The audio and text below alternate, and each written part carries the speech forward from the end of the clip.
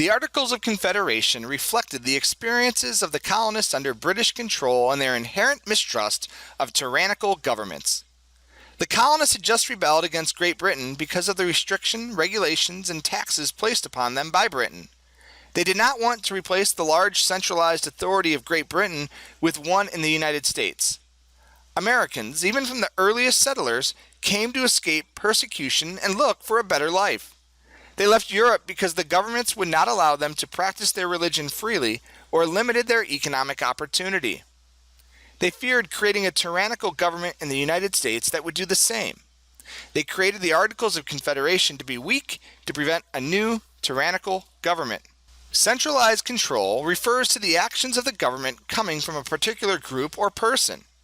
This could include all of the planning, laws, and enforcement. The people in the new United States were worried about creating a government that had centralized control. They worried about a small group of people or individual having too much power or authority. They saw this as a threat to freedom and an opportunity for those groups or individuals to abuse their power. Great Britain had centralized control, and the Americans wanted to protect against that. They created a weak central government with the Articles of Confederation.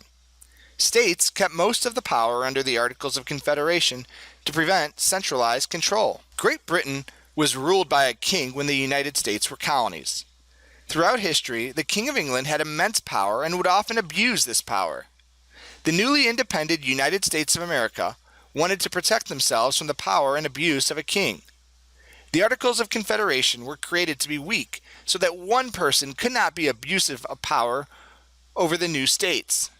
The Articles of Confederation only created a legislative branch and did not create an executive authority.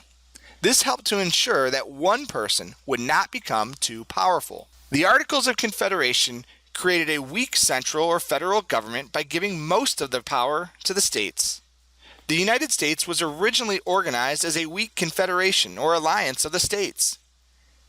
Each state had one vote under the Articles, and 9 of the 13 states had to agree for a law to pass. This gave states enormous power to block legislation and made it difficult for the federal government to pass laws onto the states. States also maintained the ability to regulate trade and issue their own currency. The states had more power than the federal government under the Articles of Confederation. The Articles of Confederation created a weak federal government.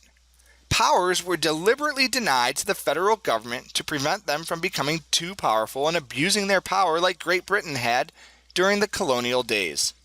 Congress could not tax the states. Congress could not regulate trade between the states. There was only a legislative branch. There was no executive or judicial branch. The Continental Congress created the Articles of Confederation to be weak to safeguard against abuses of power they experienced under colonialization.